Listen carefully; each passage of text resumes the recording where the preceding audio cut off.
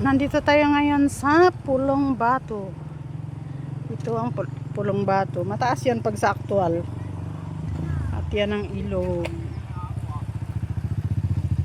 Maliit tingnan pero sa aktual niya malalim pa naman. Oh. Malalim. Pwede pa siya langoy-langoy yan pag mga bata.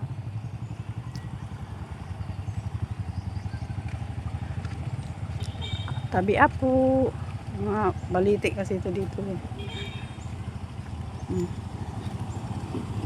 Buti na lang maraming sasakyan.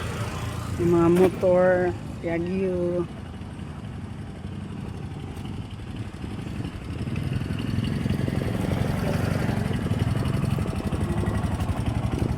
Hindi para klaro motor pa.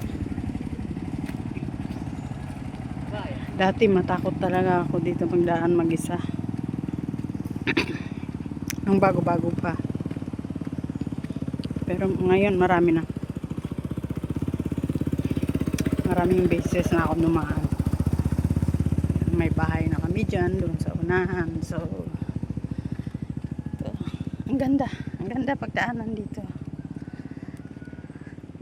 Feeling mo talaga na nandoon ka sa bundok. Kahit ano lang to kalapit sa city, sa syudad, sentro. 15 minutes lang sa sasakyan. Kung yung sasakyan. Pag motor, mas ano pa, lesser pa. Mga 10 minutes siguro. Malapit lang. So, samahan nyo ako hanggang doon sa may bahay na pinapagawa. Hindi pinapagawa. Pinapagawa.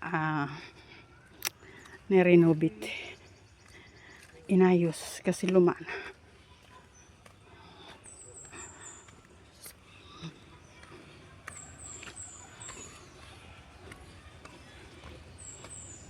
May another ilog din dito, sapa.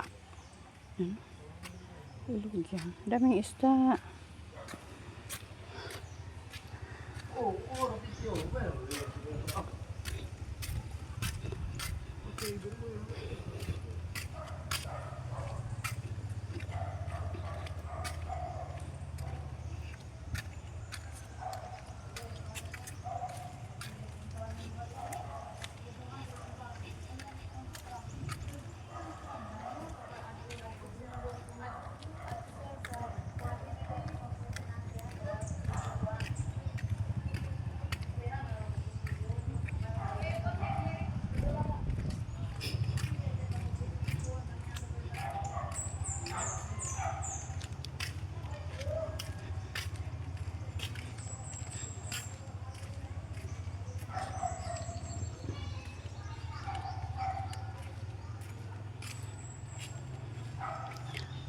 Ang taas na pala ng nyug na to.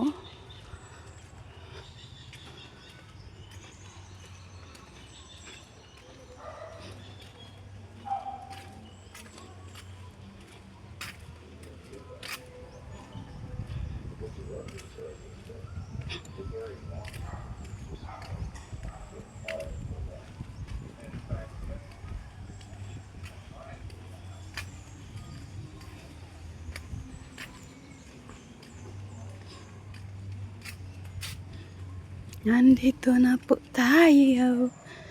Uy, hello pandak. Ay, hello pandak. Kilala niya na ako. Buksan mo lang diyan, oh.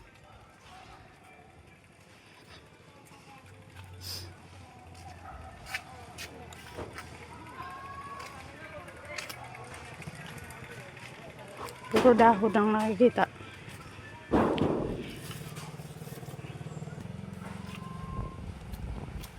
So, dito na nga tayo. Ayan. Pinataasan. Kasi pandak.